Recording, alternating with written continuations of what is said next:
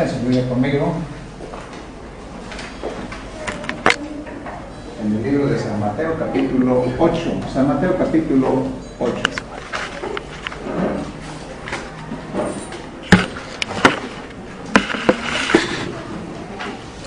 Versículo 14.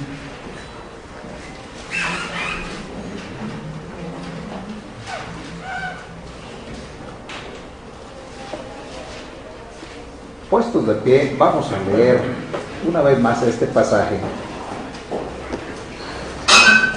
Mateo 8, 14, y ahora vamos a leer hasta el 17.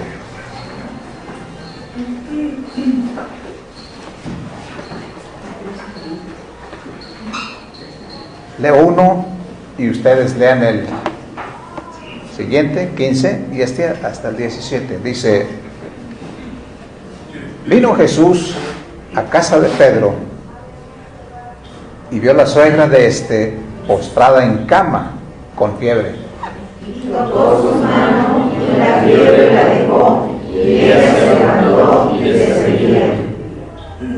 Y cuando llegó la noche, trajeron a él muchos endemoniados, y con la palabra echó fuera los demonios y sanó a todos los enfermos. Para que se cumpliese lo dicho por el profeta Isaías cuando dijo: Él mismo tomó nuestras enfermedades y llevó nuestras dolencias.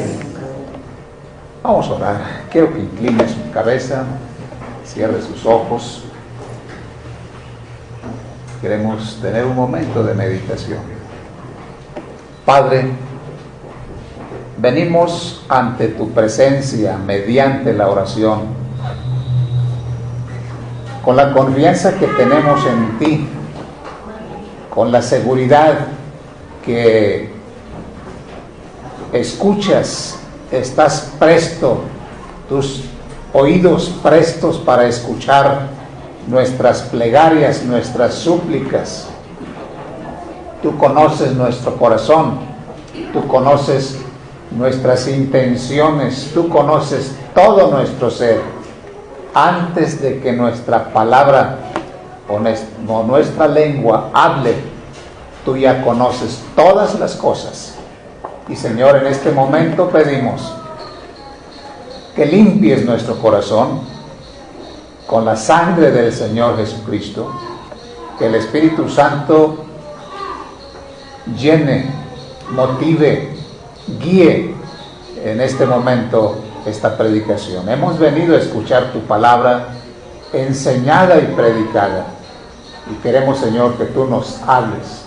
Prepara el ambiente, prepara el momento que sea propicio y que seamos bendecidos, que podamos corregir nuestros pensamientos, nuestras actitudes si es necesario. Padre, muchas gracias por este tiempo. En el nombre de Jesucristo lo pido. Amén. Pueden sentarse.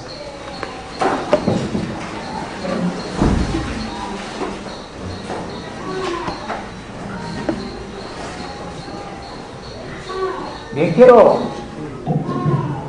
predicarle. Disculpen, no vamos a cerrar esto. Vamos a ir un poquito más. El tema que quiero predicarles ahora es sobre Jesús sana la suegra de Pedro. Bien, tengo un diagrama, o más que nada un mapa conceptual que le va a ayudar a ver algunas cosas muy bien. Aquí tenemos el tema: Jesús sana la suegra de Pedro.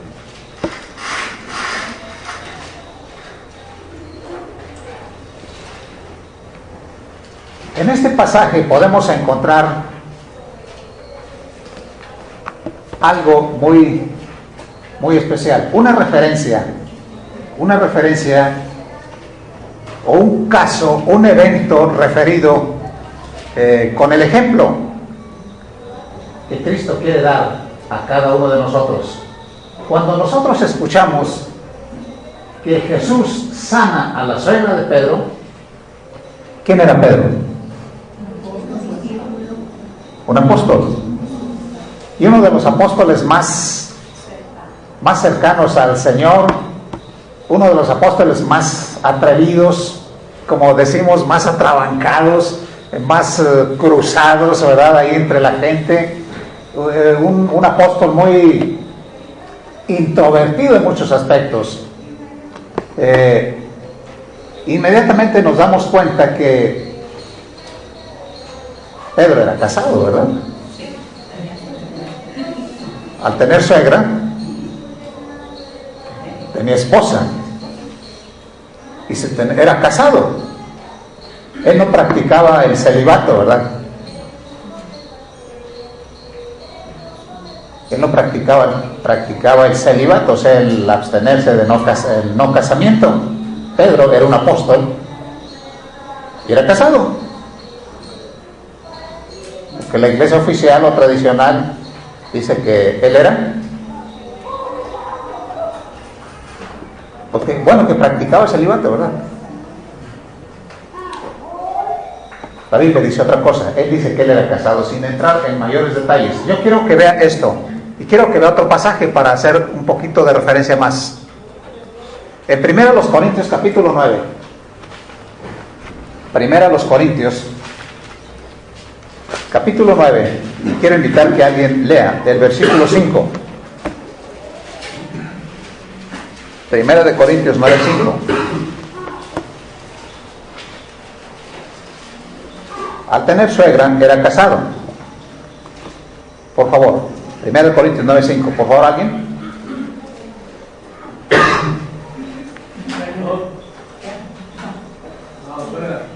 A ver.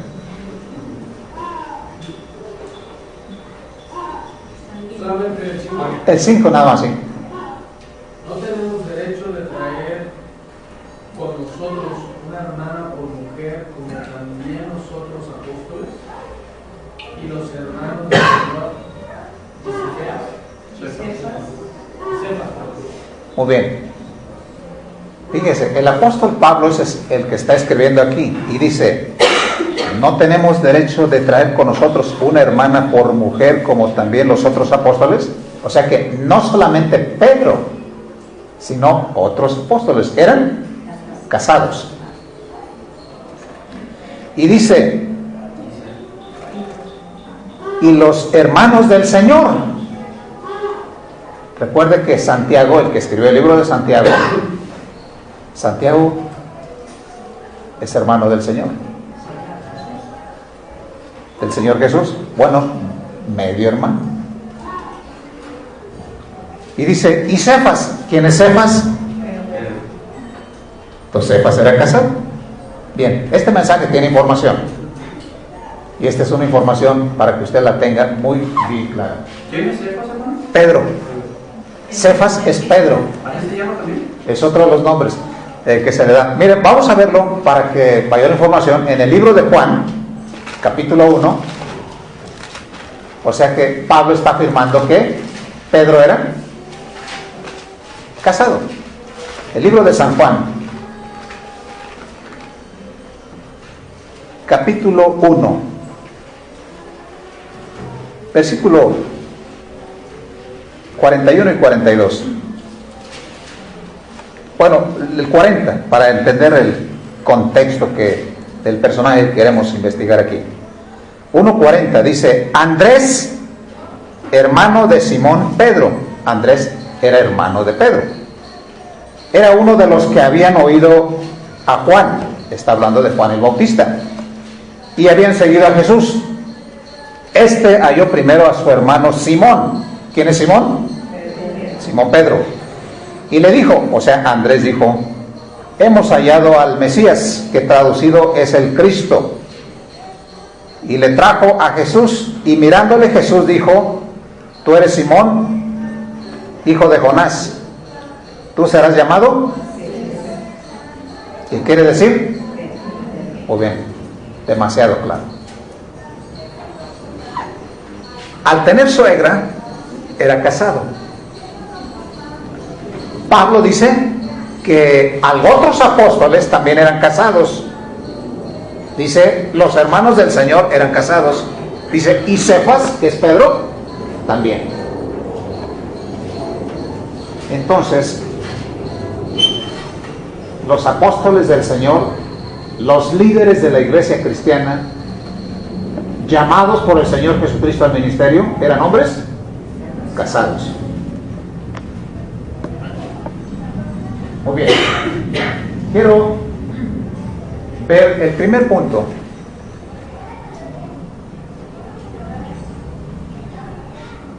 Número 1. Pedro tenía esposa. Ya lo vimos. Al tener esposa tenía suegra. Ya lo vimos.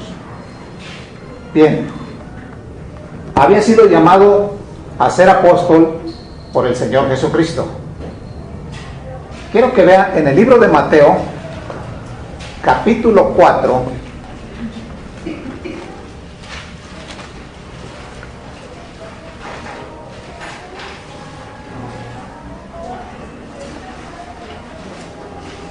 versículo 18. Mateo capítulo 4, versículo 18. Dice: desde entonces, estoy leyendo el 17, comenzó Jesús a predicar y a decir: arrepentíos, porque el reino de los cielos se ha acercado. Andando Jesús junto al mar de Galilea, vio a dos hermanos, Simón, llamado Pedro, y Andrés, que echaban la red en el mar, porque eran pescadores. 19. Y les dijo: venid en pos de mí, y os haré pescadores de hombres. Entonces, tenía esposa, y era uno de los líderes de la iglesia, uno de los hombres llamados por el Señor Jesucristo al ministerio cristiano. ¿Lo vio mal el Señor Jesucristo? No.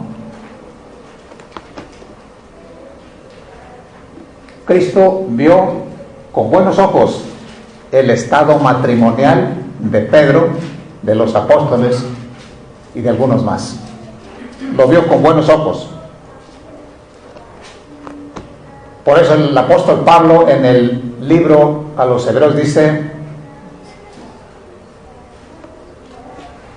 hermoso sea el matrimonio y el hecho sin mancilla.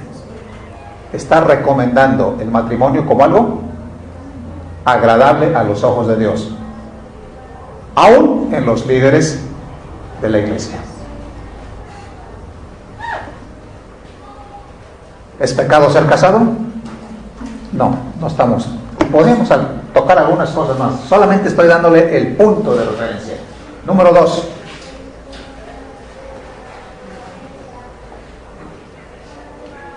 Tenía casa. Busquen en Mateo capítulo 8. Mateo, estamos en el capítulo 8 y versículo 14. ¿Todos? Es más, lean conmigo el versículo 14. Mateo 8, 14. Dice: vino Jesús y vio. Muy bien. Tenía casa. Hermano, tenía casa. Pedro y Andrés eran originarios de Betsaida.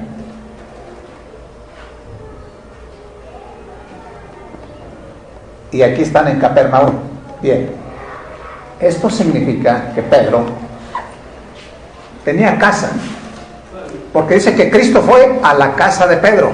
Fíjese qué contradicción. El libro de Mateo dice que Cristo, cuando estuvo buscando seguidores, uno de ellos se le acercó y le dijo: las zorras tienen guaridas, las aves nidos, mas el Hijo del Hombre no tiene ni dónde recostar su cabeza. En otras palabras, no tengo nada, le dijo a uno que quería seguirlo. Si quieres seguirme así como soy, bien puedes. No tengo nada. ¿Quién tenía mejor posición, vamos a decir, financiera entre Pedro y Cristo? Es increíble eso, ¿verdad? ¿No se le hace incongruente? ¿Lo vio mal el Señor Jesucristo? porque uno de los líderes de la iglesia tenía casa. No lo veo mal. ¿Se da cuenta?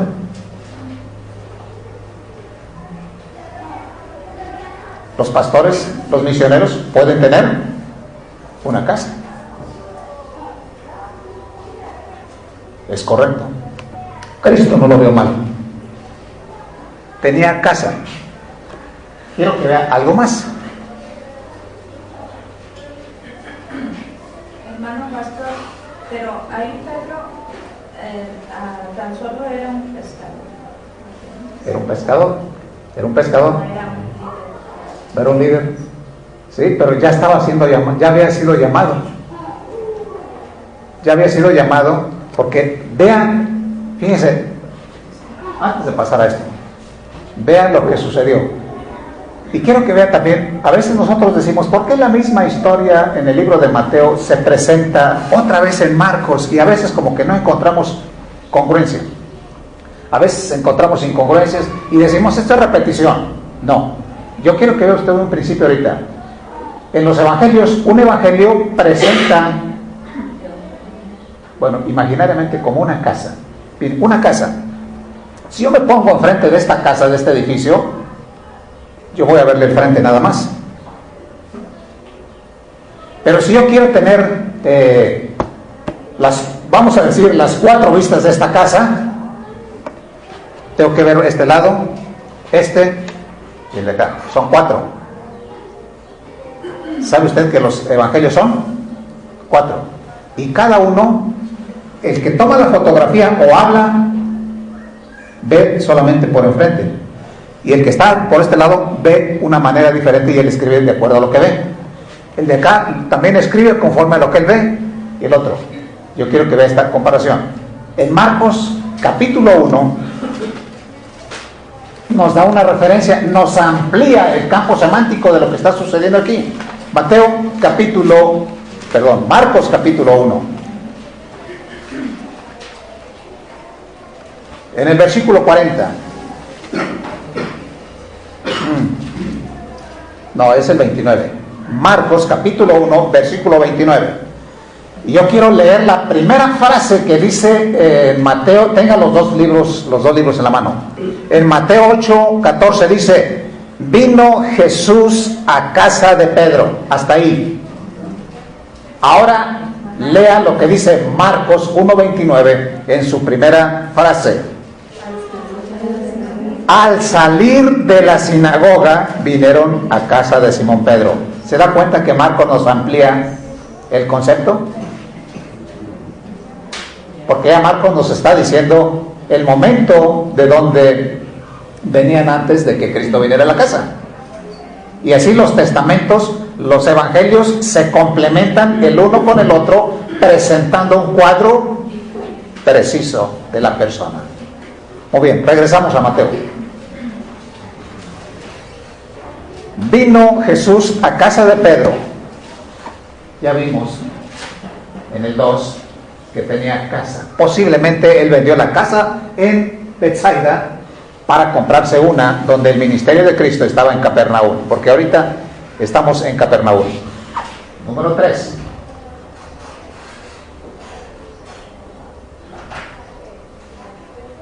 Tenía una casa en Capernaum.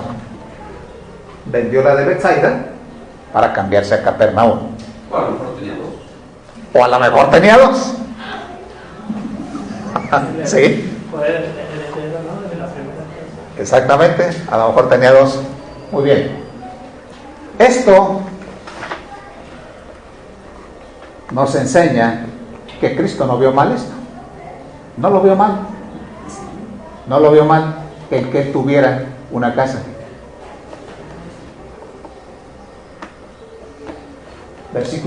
Punto número 4. A ver cómo le queda esto. Vamos a Mateo. Vino Jesús a casa de Pedro y vio a su suegra postrada en cama con fiebre. Hermano, para los hombres y para las mujeres también. tenía en su casa a su suegra. A veces los esposos dicen, ay, la suegra en casa.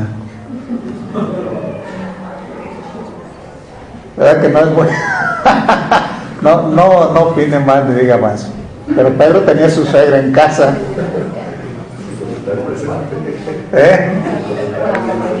No comente mucho mejor, ¿verdad? No muchos comentarios.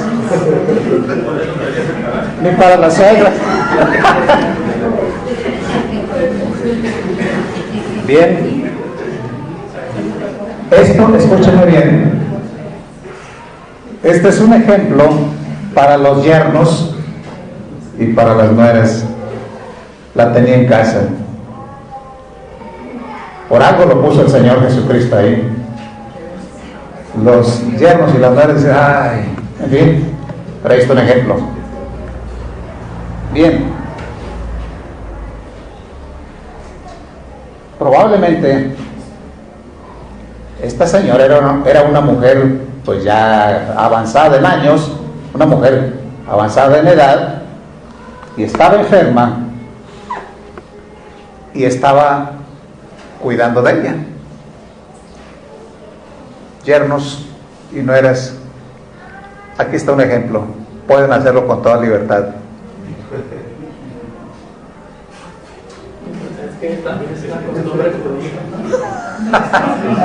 Es una costumbre, ¿verdad? Pero mexicana no, ¿verdad? Bien. En casa tenía a su suegro. Es un detalle muy importante que el Señor Jesucristo no pasó por alto. Es al revés, pastor. ¿Es al revés? Los suegros tienen a los suegros. Ahora. Bien, dice, vino Jesús a casa de Pedro y vio a la suegra de este postrada en cama con fiebre. Muy bien. Número 5. Estaba postrada en cama con fiebre.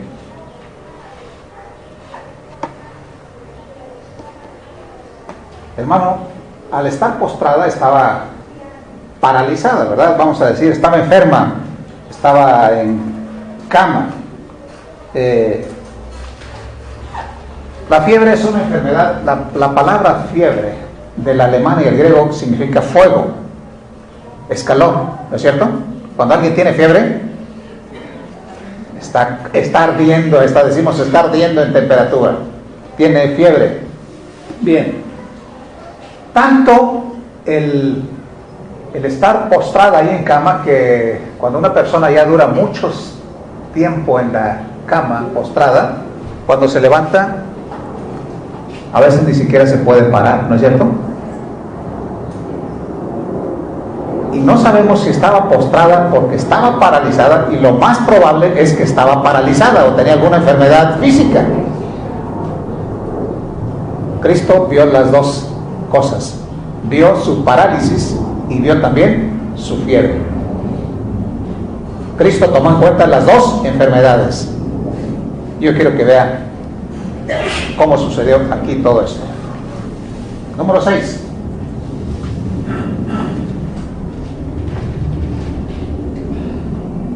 Yo quiero que vean, y esto va a ser el clímax de este momento, cómo se realizó el milagro. Dice en el versículo 15, dice, y tocó su mano. Hermano, estamos en el punto número 6. ¿Cómo se realizó la curación? Hasta parece un cuadro de la medicina moderna. ¿Qué es lo primero que tocan los médicos? Cuando usted va a consultar a un médico, ¿de dónde la toma? De la mano, para tomarle la presión, ¿no es cierto? Fíjese, parece coincidencia, no. Cristo tocó la mano. ¿La tocaría para tomar la presión?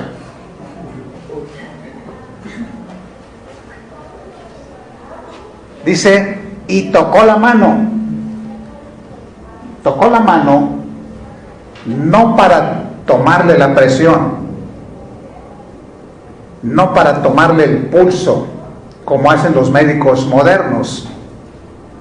Él tocó para sanarle. Pero yo quiero que vea aquí, antes de esto que le estoy diciendo, él la tocó como una señal, más que nada, la tocó como una señal de amabilidad, una señal de amabilidad y de ternura a la suegra de Pedro. La tocó como una señal de amabilidad y ternura para con el familiar de sus seguidores, en este caso el apóstol Pedro y Andrés.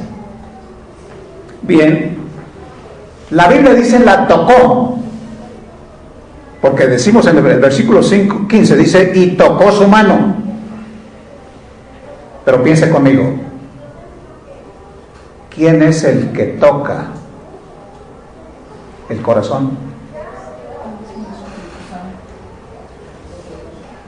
¿Te das cuenta cómo cambia?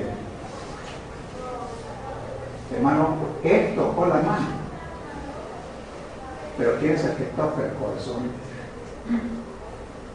Es el Espíritu Santo.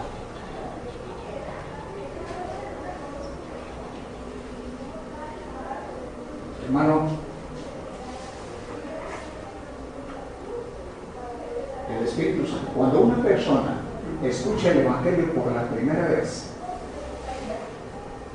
los evangelistas, los que predicamos el Evangelio, los que damos el Evangelio en las casas, por las calles, a nivel personal o como sea, una de las metas que tenemos es que la persona entienda que él es un pecador, que se dé cuenta que a los ojos de Dios es un pecador. Porque si él no se da cuenta que es pecador, ¿qué le puede perdonar el Señor Jesucristo? Necesitamos que la persona a quien le explicamos el Evangelio se dé cuenta que él es un pecador. 2, que él necesita recibir el amor y los cuidados del Señor. Y cuando él entiende y dice, sí quiero, me gusta, está bien lo que está usted diciendo, quiero escuchar, quiero abrir mi corazón a Jesús. Cuando la persona dice, sí reconozco mis pecados, sí reconozco que necesito ayudas, él admite y además quiero abrir mi corazón a Cristo, es cuando el Espíritu Santo toca. ¿Y sabe qué? Sana el alma, perdona los pecados. Perdona los pecados y la persona queda limpia de su corazón, su alma queda limpia. En ese momento la persona se convierte en un hijo de Dios. La historia dice que Cristo se acercó a la mujer y tocó su mano. El Espíritu Santo es el que toca el corazón. Cristo tomó las dos cosas en cuenta. La sanó físicamente, pero el toque es el más importante. Sanó el alma, perdonó sus pecados, limpió sus maldades y además la sanó físicamente. Bien, yo quiero que vea algo más.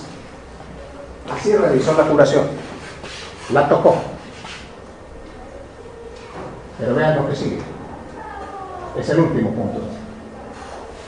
¿Cómo se manifestó la salud? Dice, tocó la mano y la fiebre se fue. La semana pasada le dije que las enfermedades son como ciervos como personas que dependen del Señor Jesucristo, que Él con una facilidad les dice, por favor, retírate. Y tengo un cuadro más fijo, más firme. Lo vamos a ver más adelante. Había un hombre endemoniado y todos le tenían miedo. Y los demonios dijeron al Señor Jesucristo, ya vienes a molestarnos antes de tiempo. Los demonios, ni siquiera la persona, los demonios. Y ellos dijeron, si nos quieres sacar de esta persona, mándanos aquel acto de cerdos. Y les dijeron, sí. Y se fueron. Se dan cuenta que las cosas, las maldades, como que son servidores del Señor Jesucristo, Él los desecha y los saca. No debemos de tenerle temor a las enfermedades ni a las preocupaciones, porque el Señor, todas estas cosas están en las manos del Señor, y Él las quita y las pone por su pura y soberana voluntad. Y nadie le dice, ¿por qué? ¿Por qué la quitas o por qué la pones? Él es dueño y Señor de todas las cosas. Dice algo más aquí. ¿Cómo se manifestó la salud? Dice que inmediatamente se levantó. Y le servía. Se levantó y le servía. Hermano, se levantó. Cuando una persona es tocada, y voy a usar aquí la palabra, alcanzada o salvada por el Señor Jesucristo, ¿qué debe de hacer inmediatamente después? ¿Qué debe de hacer? ¿Qué hizo esa mujer? Nosotros que hemos sido alcanzados por la gracia del Señor Jesucristo deberíamos de servirle. Esta mujer inmediatamente en agradecimiento le servía. El cristiano, las personas cuando reciben el beneficio de la salvación de Cristo, cuando son perdonados de sus pecados, de todas sus maldades, inmediatamente deberían de servirle. Hermano, y le voy a dar un punto de referencia que quiero dárselo antes. Estos milagros se les llaman los milagros mesiánicos. En los milagros mesiánicos, Cristo le dio mucho énfasis a la salud física. Le voy a decir por qué. Porque Cristo en su ministerio hizo milagros para que la gente creyera en Él. Y a veces pensamos que la salud es lo más importante. No es lo más importante. Lo más importante es la salud del alma, o sea, la sanidad del alma, el perdón de pecados. Pero Cristo lo hizo así, ¿sabe por qué? Nosotros nos podemos dar cuenta la salud. Es más, y debería de ser. Cuando una persona es salva, debe de servir al Señor Jesucristo. Cuando una persona es beneficiada por algún favor físico, yo creo que también debería de servir, ¿no cree? Bien. Pero ¿qué es lo que la gente ve primero? ¿La salvación del alma o la salvación física? La física. Entonces Cristo, por eso dio énfasis en su ministerio. Se va a dar cuenta en los otros milagros. Muchos cristianos decimos, necesitas tener fe para ser sanado o ser salvo. En los milagros mesiánicos no es necesario. Porque Cristo en los milagros mesiánicos le sanaba para que la gente viera inmediatamente viera la salud, o sea, el beneficio. Y en cambio, cuando una persona recibe a Cristo y empieza a servir al Señor, ¿cuánto tarda? Quisiéramos que no lo siguieran, pero ¿verdad que no? ¿Que no? Los que han recibido a Cristo ya están sirviendo, ¿verdad que no? Entonces Cristo por eso lo dio más lo físico, para que la gente viera inmediatamente. Pero no significa que es lo más importante. Lo más importante es el toque. Pero yo le digo, que el que recibe la salvación debe servir al Señor. Y el que recibe el beneficio, también. Bien, yo quiero que va otra cosa. Se levantó y le servía. Esta es una demostración del favor que ella había recibido sirviéndole. Usted y yo, lo menos que debemos de hacer en agradecimiento es venir a la iglesia y adorarlo y servirlo. Es lo mínimo que deberíamos de hacer. Leer la Biblia, hacer oración, ofrecernos para servirle a él en algo. Esto es un agradecimiento. Había sido privilegiada. ¿Se sentía importante? No, le estaba sirviendo. Le había hecho un favor grande, y yo quiero que entienda la palabra santificada. Ya se los he explicado en el Sermón del Monte. ¿Qué significa santificar? ¿Sabe usted que ella, la mujer, suegra de Pedro, santificó el milagro? ¿Cómo lo santificó?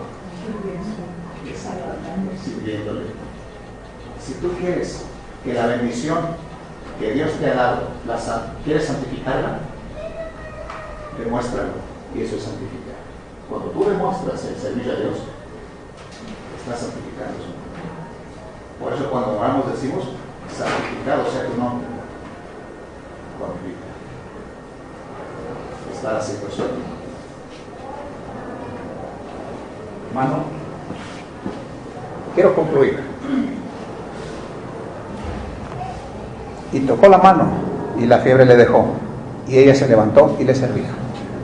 La tocó el Espíritu de Dios, porque Él es el que sana, Él es el que salva, Él es el que da la salud, y Él es el que hace todas las cosas.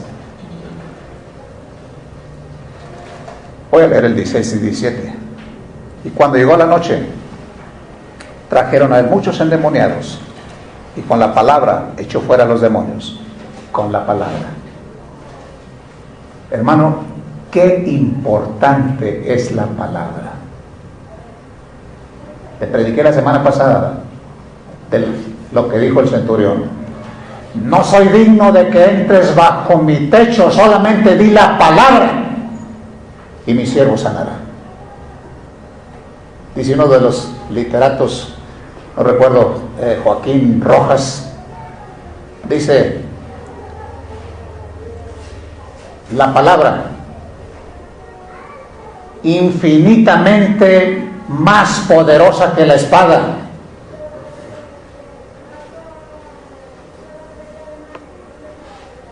y de aquella mano fuerte que la puede blandir sabiamente. Dice, es más poderoso que el poderoso de los reyes. Y dice,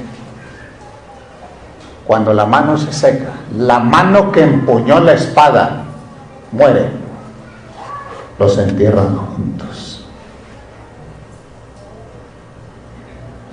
Y cuando la mano se convierte en polvo, la herrumbre consume la espada.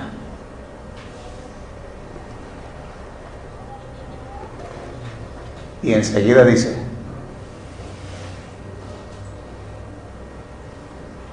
y cuando la boca es cerrada por la muerte, la palabra sigue viva.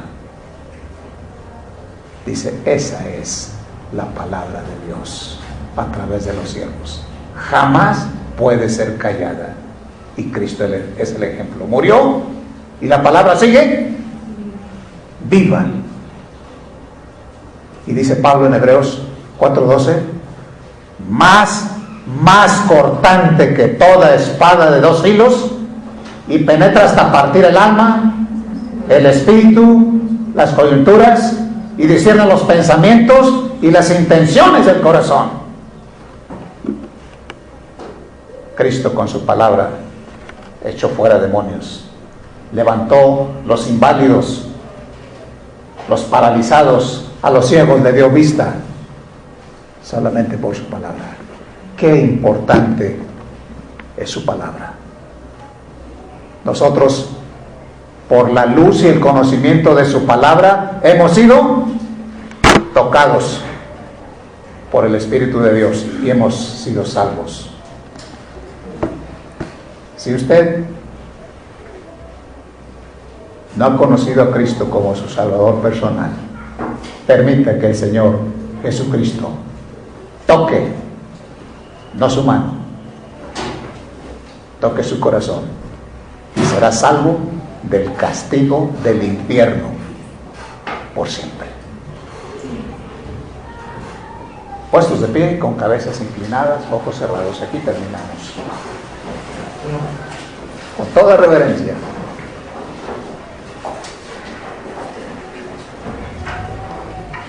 Si ya tienes a Cristo Jesús, si Cristo Jesús ha tocado tu corazón, te ha dado salvación. Te ha tocado y tú has respondido sí,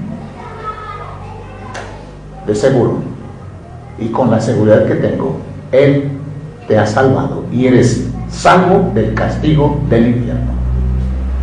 Pero si tú no has oído la palabra y Él no te ha tocado y tú no has respondido sí a ese mensaje, es el momento. Cristo te está llamándote para que tú abras tu corazón, abras la puerta de tu corazón y lo recibas como tu Salvador personal. En ese momento serás salvo. Sanarás de tu alma y sanarás de todas las cosas, porque es la promesa. Si ya lo hiciste, gracias a Dios. Pero si hay alguien, pase al frente y dígame, pastor, quiero abrir mi corazón a Cristo y pedirle que venga a mí. Si ya lo hiciste, no es necesario 2 veces. Si no lo has hecho, hazlo. O háblanos después, te explicaremos. Padre, gracias por tu palabra predicada. Gracias por la mano poderosa del Señor Jesucristo. Gracias por el Espíritu Santo poderoso de nuestro Dios, que es el que nos ha tocado y hemos sido salvos. Señor, gracias porque es poderoso para hacer todas las cosas. Y te damos gracias porque a nosotros nos has dado salvación, nos has bendecido, nos has cuidado y constantemente, diariamente, vives en nosotros y no estamos solos. Muchas gracias, Padre. En el nombre de Cristo lo pedimos. Amén.